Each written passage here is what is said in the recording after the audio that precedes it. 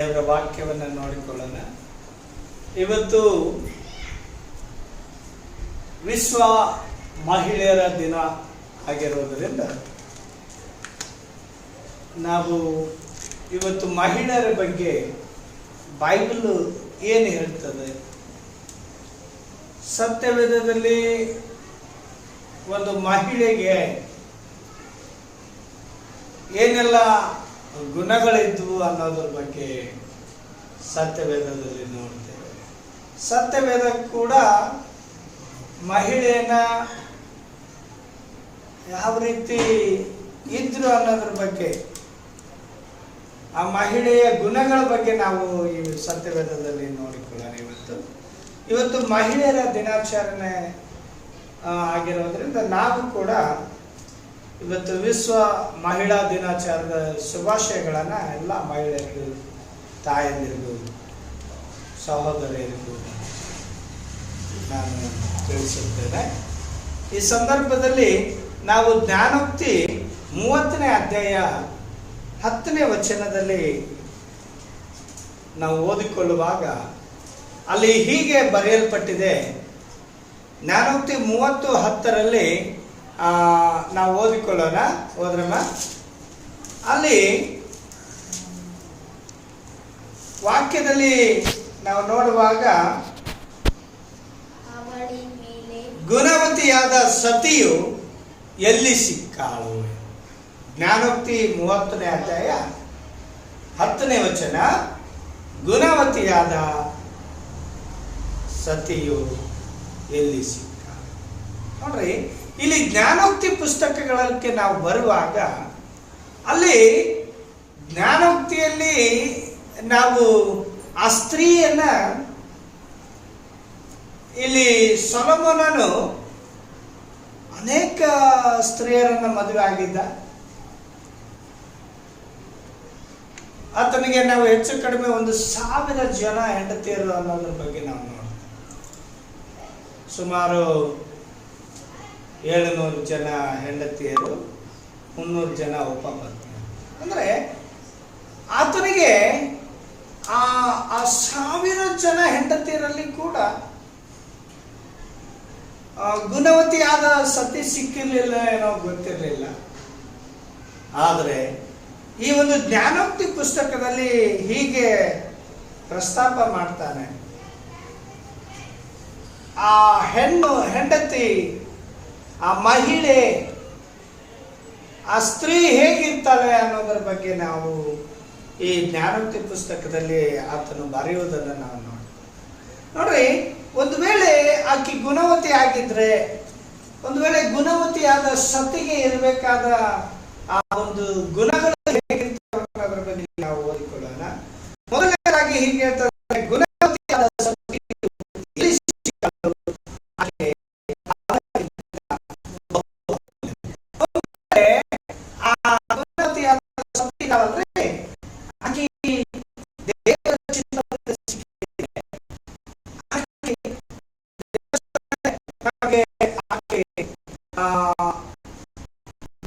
ಪತ್ನಿಯಾಗಿದ್ರೆ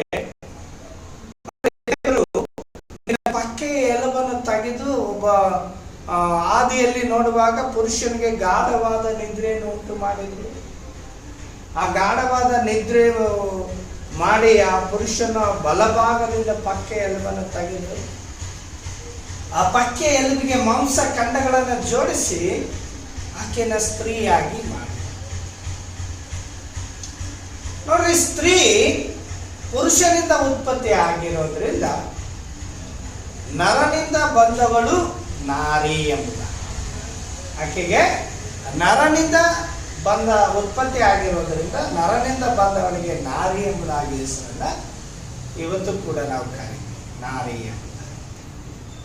ಹಾಗಾದ್ರೆ ಇಲ್ಲೇ ಸ್ತ್ರೀಯು ಪುರುಷನಿಗೋಸ್ಕರ ಉತ್ಪತ್ತಿ ಆಗಿರೋದ್ರಿಂದ ಆ ಸ್ತ್ರೀಯು ಕೂಡ ತನ್ನ ತವರ ಮನೆಯನ್ನು ಬಿಟ್ಟು ಗಂಡನ ಮನೆಗೆ ಬಂದು ತನ್ನ ಎಲ್ಲ ತವರ ಮನೆಯ ಎಲ್ಲ ಸಂಬಂಧಗಳನ್ನು ಕೆಲವೊಂದು ಸಂದರ್ಭದಲ್ಲಿ ಮರಿಬೇಕಾಗ್ತದೆ. ಆಕೆ ತಂದೆ ತಾಯಿಯ ಬಗ್ಗೆ ಕೆಲವೊಂದು ಸಾರಿ ಕಾಳಜಿ ಬಿಡಬೇಕಾಗ್ತದೆ. ಗಂಡನ ಮನೆಯ ಎಲ್ಲ ಜವಾಬ್ದಾರಿಗಳನ್ನು ತೆಗೆದುಕೊಳ್ಳಬೇಕು.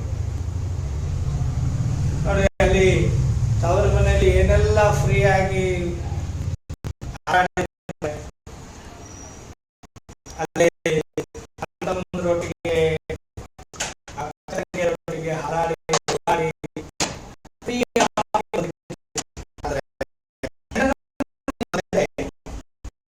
ಜವಾಬ್ದಾರಿಗಳು ಹೆಚ್ಚಾಗ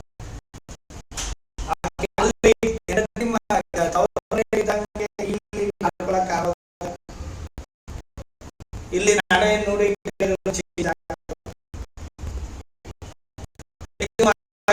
ಇಲ್ಲಿ ವಾಕ್ಯ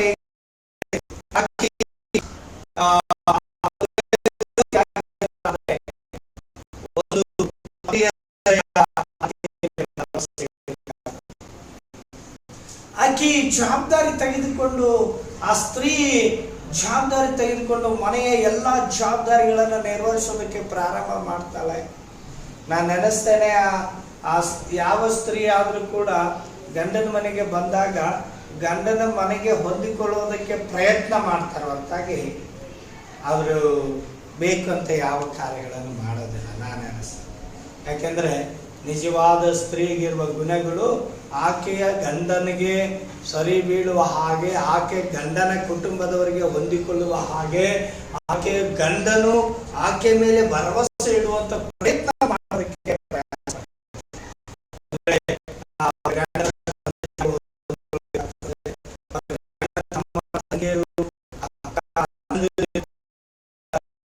ಸರಿ ಬೀಳುವ ಹಾಗೆ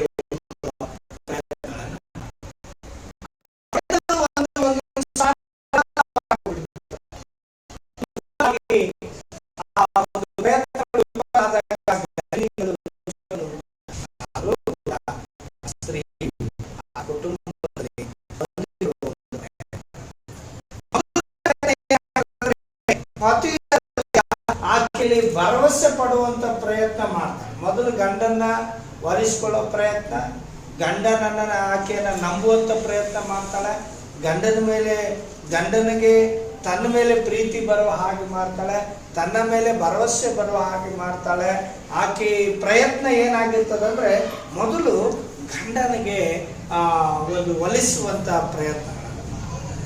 ನೋಡ್ರಿ, ಆಕೆ ಮೇಲೆ ಭರವಸೆ ಬರಬೇಕಂತ ಹೇಳಿದ್ರೆ ಈಕೆ ಈ ಗಂಡನ ಮನೆಯಲ್ಲಿ ಇರುವ ಎಲ್ಲ ಆ ಗಂಡನ ತಂದೆ ತಾಯಿಯನ್ನು ಚೆನ್ನಾಗಿ ನೋಡಬೇಕಾಗುತ್ತದೆ. ಅವರ ಸಹೋದರ ಸಹೋದರಿಯನ್ನು ಚೆನ್ನಾಗಿ ಅಪ್ಪಿಕೊಳ್ಳಬೇಕಾಗುತ್ತದೆ. ತಾನು ಕೂಡ ಗಂಡನಿಗೆ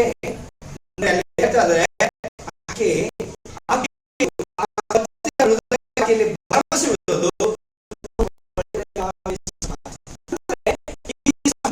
ಹೇಗಿರ್ತದೆ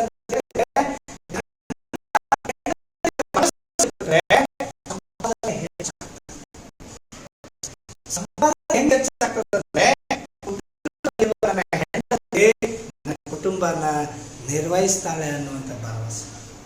ಈ ಕುಟುಂಬದಲ್ಲಿ ಇರುವ ಹೆಂಡತಿ ನನ್ನ ತಂದೆಗೆ ಸರಿಯಾದ ಸಮಯಕ್ಕೆ ಆಹಾರ ಕೊಡ್ತಾಳೆ, ಗುಳಿಗೆ ಕೊಡ್ತಾಳೆ, ನನ್ನ ತಾಯಿ ಕಾಳಜಿ ಮಾಡ್ತಾಳೆ ಅನ್ನುವಂಥ ಭರವಸೆ ಗಂಡನಿಗೆ ಬಂದಾಗ ಅವನು ಈ ಮನೆ ಕಡೆ ಚಿಂತೆ ಬರಗಲ್ಲ. ಒಂದು ವೇಳೆ ಮಕ್ಕಳಿದ್ದಾರೆ ಅನ್ಕೊಡ್ರಿ, ಆ ಮಕ್ಕಳಿಗೆ ಚೆನ್ನಾಗಿ ಪೋಷಣೆ ಮಾಡಿ ಸ್ಕೂಲಿಗೆ ಕಳಿಸಿ ಅವ್ರಿಗೆ ಹೋಗುವಾಗ ಬರುವಾಗ ಅವ್ರು ಬಂದ ಮೇಲೆ ಅವರೆಲ್ಲ ಕಾರ್ಯಗಳನ್ನು ಹೆಂಡತಿ ನೋಡುವಾಗ ಗಂಡ ಇನ್ನೂ ಒಂದು ತಾಸು ಹೆಚ್ಚು ಹೊರಗೆ ದುಡಿದು ಬರ್ತಾನೆ. ಏನಾಗ್ತದ್ರೆ ಗಂಡನಿಗೆ ಇನ್ನು ಖುಷಿ ಹೆಚ್ಚತ್ತೆ, ಯಾಕೆ ಟೈಮ್ ವೇಸ್ಟ್ ಮಾಡೋಣಪ್ಪ, ಇನ್ನೊಂದ್ ಕಡೆ ಹೋದ್ರೆ ಇನ್ನೊಂದು ಕೆಲಸ ಆಗ್ಬೋದಾ, ಇನ್ನು ಸ್ವಲ್ಪ ಆದಾಯ ಹೆಚ್ಚಾಗ್ಬೋದಾ, ಈ ಭರವಸೆ.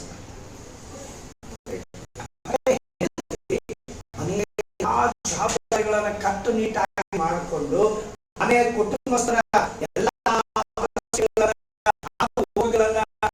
ಮನಸ್ಸುಗಳನ್ನ ಬಿಟ್ಟು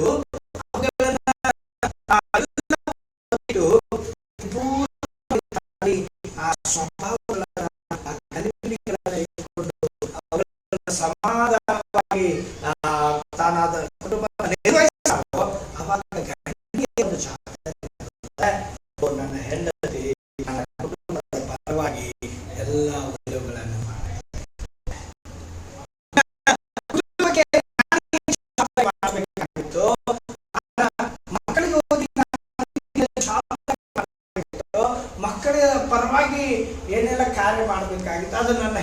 ಮಾಡ್ತಾ ಇದ್ದಾಳೆ ಅಂದಾಗ ಈ ಗಂಡನಿಗೆ ಇನ್ನೂ ಒಂದು ಖುಷಿ ಹೆಚ್ಚಾಗ್ತದೆ. ಅವನ ಕೆಲಸ ಅತಿಯಾಗಿ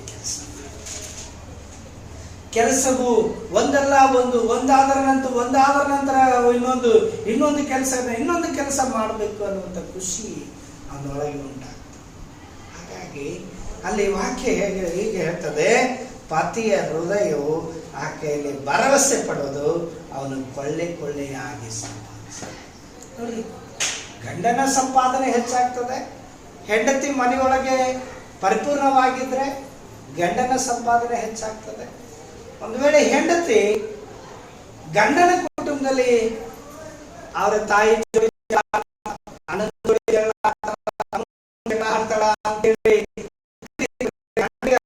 ಕೆಲಸದ ಮೇಲೆ ಅವನ ವಿಚಾರಗಳೆಲ್ಲ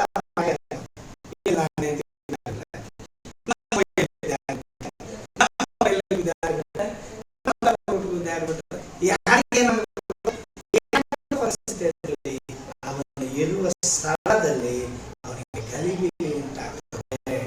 ಅವನ ಒಂದು ಕುಂಠಿತ ಮನೆಯಲ್ಲಿ ಪರಿಪೂರ್ಣವಾಗಿ ಅಂದಾಗ ಗಂಡನ ಸಂಪಾದನೆ ಕಡಿಮೆ ಆಗ್ತದೆ. ಹೆಂಡತಿ ಮಕ್ಕಳ ಜವಾಬ್ದಾರಿ ಪರಿಪೂರ್ಣವಾಗಿ ನಿರ್ವಹಿಸ್ತಾರೆ ಅಂದಾಗ ಗಂಡ ಹೊರಗಡೆ ಹೋದಾಗ ಮನೆಯ ಚಿಂತೆಗಳು ಏನಾಗುತ್ತೆ? ನನ್ನ ಮಕ್ಕಳನ್ನ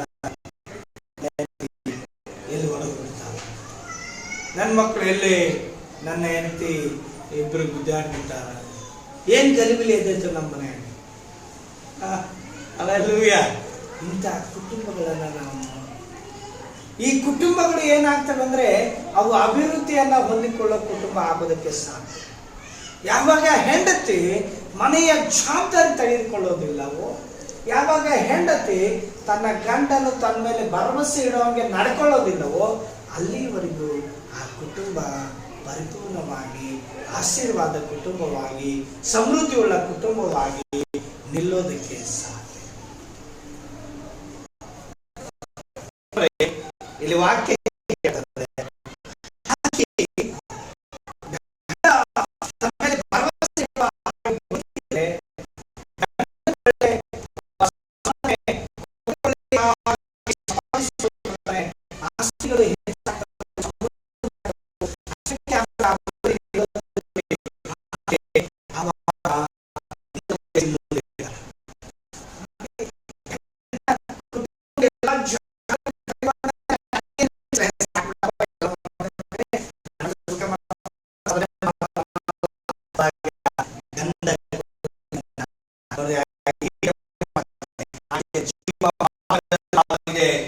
ಅಹಿತವನ್ನು ಮಾಡದೆ ಹಿತವನ್ನೇ ಮಾಡ್ತೇವೆ.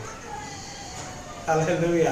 ಯಾವಾಗ ಹೆಂಡತಿಗೆ ಮನೆಯ ಜವಾಬ್ದಾರಿ ಬರ್ತದೆ, ಆ ಕುಟುಂಬದ ಎಲ್ಲ ಜವಾಬ್ದಾರಿಗಳನ್ನು ಹೊತ್ತುಕೊಂಡಾಗ ಆ ಹೆಂಡತಿ ಆ ಗಂಡನಿಗೆ ಅಹಿತ ಬಯಸೋದಿಲ್ಲ. ನನ್ನ ಗಂಡ ಹೊರಗಡೆ ಹೋಗಿದ್ದಾನೆ, ಆತನ ಕೆಲಸ ಪೂರ ಮಾಡ್ಕೊಂಬರ್ಲಿ, ನಡಿಗೆ ಫೋನ್ ಮಾಡೋದು ಬೇಡ, ನಡಿಗೆ ಫೋನ್ ಮಾಡಿ ಒದರಾಡೋದು ಬೇಡ, ಗಲಿಬಿಲಿ ಮಾಡೋದು ಬೇಡ. ಗಲಿಬಿಲಿ ಮಾಡ್ರೆ ಕೆಲಸ ಬಿಟ್ಟು ಅರ್ಧಕ್ಕೆ ಬಂದ್ಬಿಡ್ತಾರ. ಒಂದು ವೇಳೆ ಗಾಡಿ ಓಡಿಸುವಾಗ ಫೋನಲ್ಲಿ ನಾವು ಗಲಿಬಿಲಿ ಮಾತಾಡ್ರೆ ಯಾವುದೋ ಪರಿಸ್ಥಿತಿ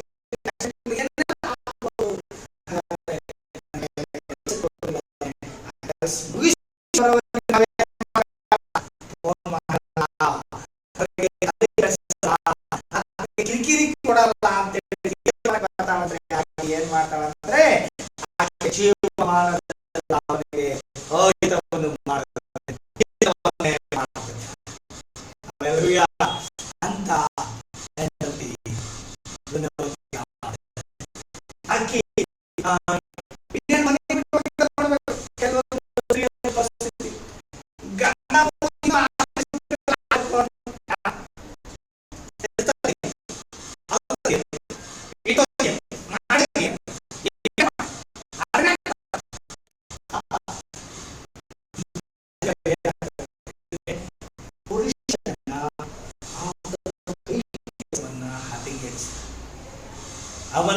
ಕೆಲಸವನ್ನ ಕೆಡಿಸ್ತಾವ.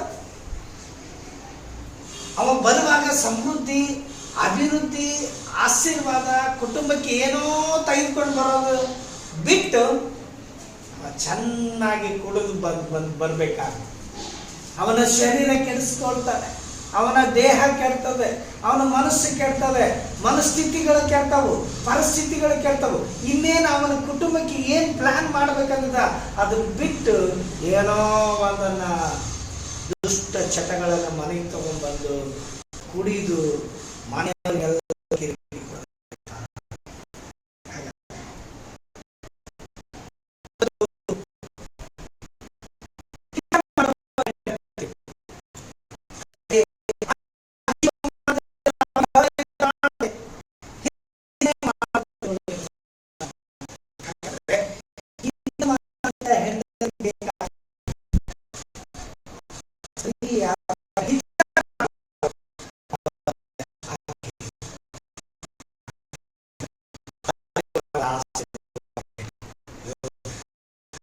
ಸಮೃದ್ಧಿಗೆ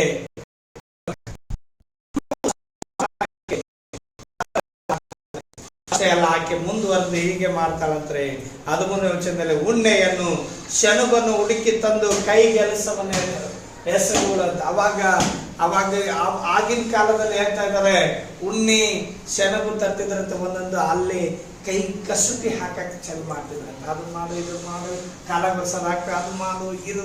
ಈಗಲೂ ಕೂಡ ನೋಡ್ರಿ, ಮನೆಯಲ್ಲಿ ಸ್ತ್ರೀಯರ ಸುಮ್ಮನಿರಲ್ಲ, ಯಾವುದೋ ಒಂದು ರಾಟಿ ಇಟ್ಟಿರ್ತಾರ, ಆ ರಾಟಿ ಒಳಗೆ ಅದು ಹೊಲಿಬೇಕು, ಇದು ಹೊಲಿಬೇಕಂತ ಇರ್ತಾರೆ, ಕೈ ಹೊಲಿಗೆ ಹಾಕ್ತಾ ಇರ್ತಾರ. ಇಲ್ಲ ಆರ್ಗನ್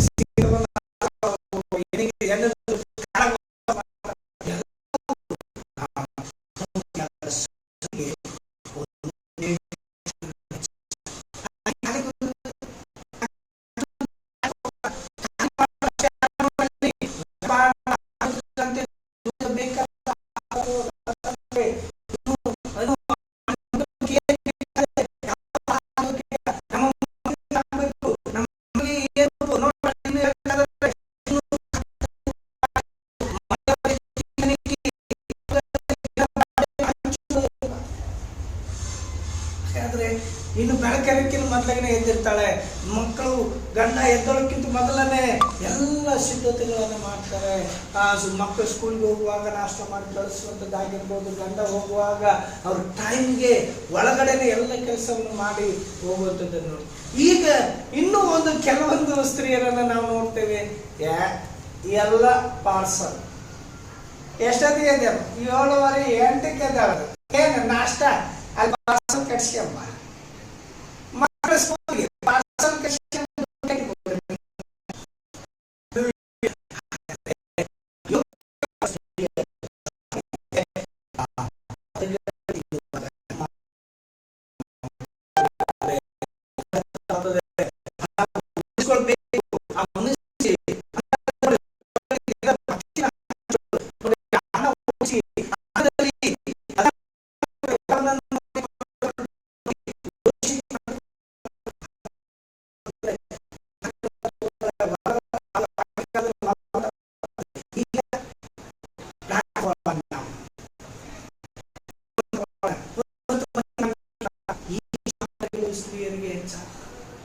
ನೋಡಿ ಯಾಕೆ ಹೇಳ್ತಾ ಇದ್ದಾರೆ, ತನ್ನ ಕೈಗೆಲಸದಿಂದ ಲಾಭದಿಂದ ತೋಟ ಮಾಡಿಸುಗಳು ಎಂಬುದಾಗಿ.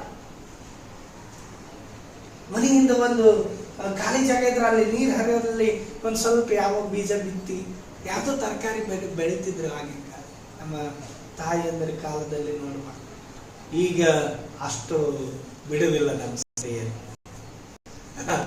ಹಲ್ಲೆಲೂಯ. ಹಾಗಾದ್ರೆ ಆಕೆ ಆದ್ರೂ ಕೂಡ ಈಗಿನ ಪ್ಲಾನ್ ಮಾಡ್ತಾ ಇದ್ರೆ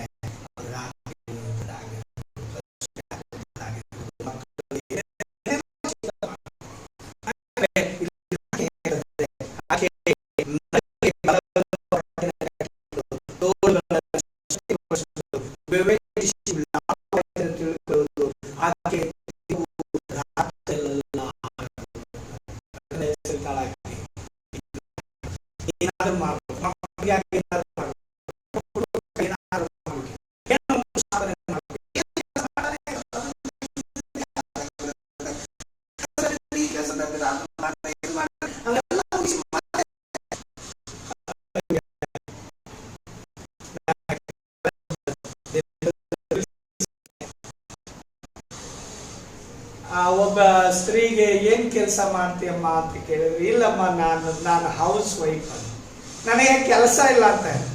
ಆದ್ರೆ ಆಕಿ ಕೆಲಸ ಇಲ್ಲ ಅಂತ ಹೇಳಿ ಆಕಿ ಕೆಲಸ ಪೂರ ಹೇಳ್ತಾ ಇದಾಳೆ. 4 ಗಂಟೆಗೆ ಎದ್ದು ನಾಷ್ಟಾ ರೆಡಿ ಮಾಡ್ತೀನಿ, 6 ಗಂಟೆಗೆ ಕಸ ಮುಸ್ರಿ ಎಲ್ಲ ಮಾಡ್ತೀನಿ, 8 ಗಂಟೆಗೆ ನಮ್ಮ ಮಕ್ಕಳು ಸ್ಕೂಲಿಗೆ ಕಳಿಸ್ತೀನಿ, 9 ರಿಂದ 10 ಗಂಟೆ ನಾಷ್ಟ ಮಾಡಿ ಬಟ್ಟೆ ತೊಳೆಯಕ್ಕೆ ಚಲೋ ಮಾಡ್ತೀನಿ, ಬಟ್ಟೆ ತೊಳೆದಿಂದ ಮತ್ತೆ ಒಂದಿಟ್ಟು ರಾಟಿ ಹೊಲಿತೀನಿ, ಮತ್ತೆ ಅವು ಇವು ಕೆಲಸ ಮಾಡ್ತೀನಿ, ಮತ್ತೆ ಮಧ್ಯಾಹ್ನ ಊಟಕ್ಕೆ ರೆಡಿ ಮಾಡ್ತೀನಿ, ಮತ್ತೆ ರಾತ್ರಿ ಊಟ, ಮುಂಜಾನೆ ಊಟ, ಮಧ್ಯಾಹ್ನ ಊಟ ಎಲ್ಲ ಮಾಡಿ ಬಟ್ಟೆ ತೊಳೆದಾಕ ಎಲ್ಲ ರೆಡಿ ಮಾಡಿ ಕಸ ಮುಸ್ರಿ ಮಾಡೋರಾಗ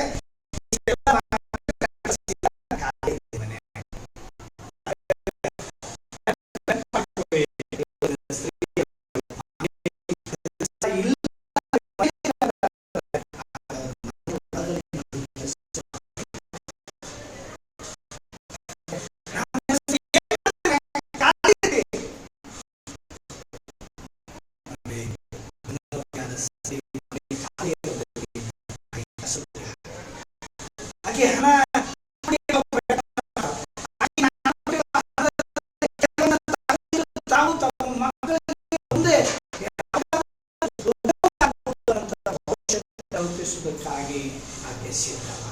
ಹಾಗಾದ್ರೆ ಇದು ವಾಕ್ಯ ಹೇಳ್ತದೆ, ಆಕೆ ನೋಡ್ರಿ 19ನೇ ವಚನ, ರಾಟಿಯ ಮೇಲೆ ಕೈ ಹಾಕಿ ಕದುರು ಹಿಡಿಯುವಳು, ಬಡವರಿಗಾಗಿ ಕೈ ಬಿಚ್ಚಿ ದಿಕ್ಕಿಲ್ಲದವರಿಗೆ ಕೈ ನೀಡುವಳು ಎಂಬ. ಹಾಗಾದ್ರೆ ಅನೇಕ ಕಾರ್ಯಗಳನ್ನು ಆಕೆ ಮಾಡ್ತಾ ಬರುವಾಗ ಆಕೆ ನೋಡ್ರಿ 27ನೇ ವಚನ ಹೇಳ್ತದೆ, ಆಕೆ ಸೋಮಾರಿತನದ ಅನ್ನವನ್ನು ತಿನ್ನದೆ ಗೃಹ ಕೃತ್ಯಗಳನ್ನೆಲ್ಲ ನೋಡಿಕೊಳ್ಳುವಳು, ಮಕ್ಕಳು ಎದ್ದು ನಿಂತು ಆಕೆಯನ್ನು ಧನ್ಯರು ಎಂದು ಹೇಳುವರು. ಆಕೆ ಸೋಮಾರಿತನದ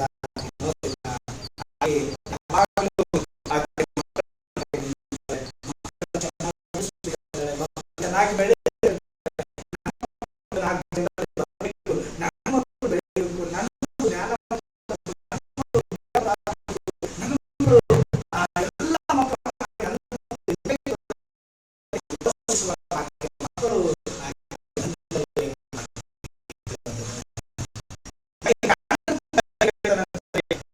ಸಹ ಬಹುಮಂದಿ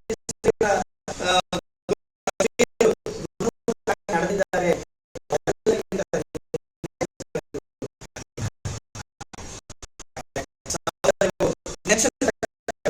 ಲಾವಣ್ಯವು ನೆಲೆಯಲ್ಲ, ಯೆಹೋವನಲ್ಲಿ ಭಯಭಕ್ತಿ ಉಳ್ಳವರೇ ಸ್ತೋತ್ರ ಪಾತ್ರ.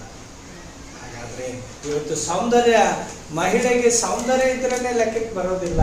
ಆಕೆ ಲಾವಣ್ಯ ಅದು ಮೆಚ್ಚತಕ್ಕದ್ದಲ್ಲ, ಆದರೆ ದೇವರಲ್ಲಿ ಭಯಭಕ್ತಿ ಉಳ್ಳವಳು ಈ ಒಂದು ಹೊಗಳಿಕೆಗೆ ಪಾತ್ರರಾಗಿರ್ತಾಳೆ, ಈ ಒಂದು ಸ್ತೋತ್ರಗಳಿಗೆ ಪಾತ್ರರಾಗಿರ್ತಾಳೆ. ಆಕೆಯ ಕೈ ಕೆಲಸ ಆ ಪ್ರತಿಯೊಬ್ಬರನ್ನು ಪ್ರತಿಫಲವನ್ನು ಸಲ್ಲಿಸಬೇಕು ಎಂದು, ಆಕೆಯ ಕೈ ಕೆಲಸಕ್ಕೆ ಪ್ರತಿಫಲವನ್ನು ಸಲ್ಲಿಸಲಿ.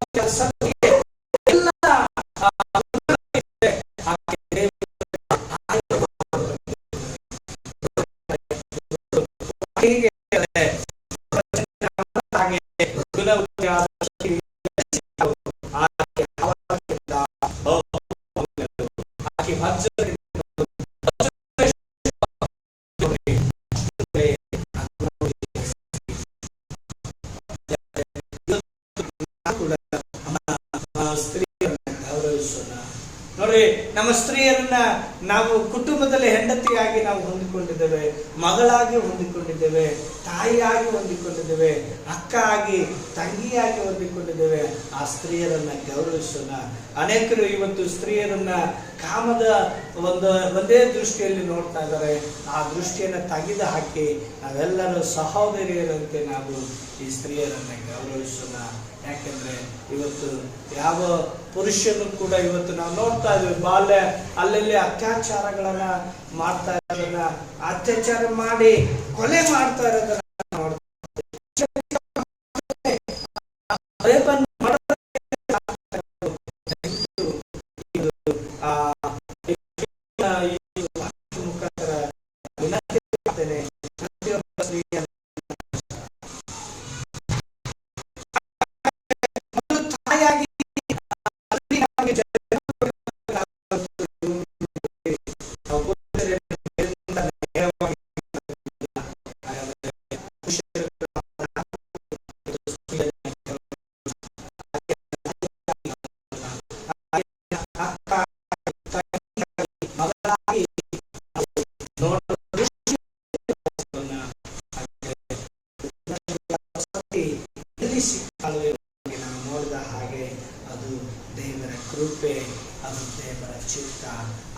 ಸ್ತ್ರೀ ಸಿಗುವುದಾದರೆ ಅದು ಹವಳಕ್ಕಿಂತಲೂ ಅಮೂಲ್ಯಳು ಎಂಬುದಾಗಿ ಹೇಳಿದಾಗೆ ವಾಕ್ಯದಲ್ಲಿ ಮತ್ತೊಂದು ಸಾರಿ ಜ್ಞಾನೋಕ್ತಿ 31:10 ಗುಣವತಿಯಾದ ಸತಿ ಎಲ್ಲಿ ಸಿಕ್ಕಾಳು ಆಕೆ ಹವಳಕ್ಕಿಂತಲೂ ಬಹು ಅಮೂಲ್ಯಳು ಎಂಬುದಾಗಿ ನಾವು ನೋಡುವಾಗ, ಹಾಗಾದರೆ ಇವತ್ತು ಆ ಅಮೂಲ್ಯವಾದ ಹವಳವನ್ನು ನಾವು ಪ್ರೀತಿಯಿಂದ ನಾವು ಆಮೇಲೆ ಗೌರವಿಸಿ ಅವರ ಒಡನಾಡಿಗಳಾಗಿ ನಾವು ನಿಲ್ಲೋಣ. ಅವ್ರ ಪರವಾಗಿ ಪ್ರತಿಯೊಬ್ಬ ಸ್ತ್ರೀಯರನ್ನು ಗೌರವಿಸುವ ಪುರುಷ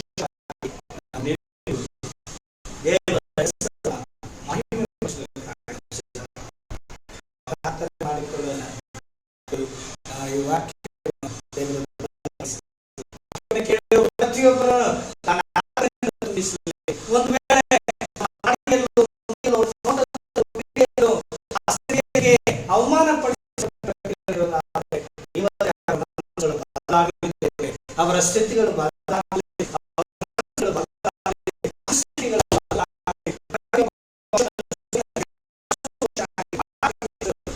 ಸ್ವಭಾವವು ಅಂತ ಮನಸ್ಸನ್ನು ಮಾಡಿ ಅವರಿಗೆ ಒದಗಿಸಿ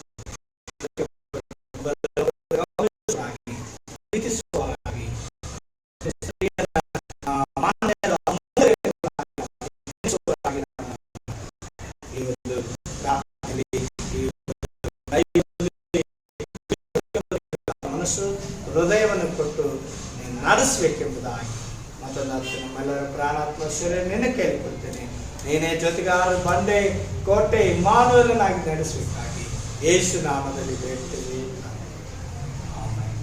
ತಂದೆಯಾದ ದೇವರ ಪ್ರೀತಿ, ಮಗನಾದ ಯೇಸು ಕ್ರಿಸ್ತನ ಕೃಪೆ, ಪವಿತ್ರಾತ್ಮನನ್ನು ಸೇರಿದ ನಮ್ಮೆಲ್ಲರ ಮೇಲೆಯೂ ಇವತ್ತು ಧ್ಯಾನ ಮಾಡಿದ ವಾಕ್ಯ ಉಪದೇಶಗಳ ಮೇಲೆಯೂ ಇಂದಿಗೂ ಎಂದೆಂದಿಗೂ ನೆಲೆಯಾಗಿರಲಿ.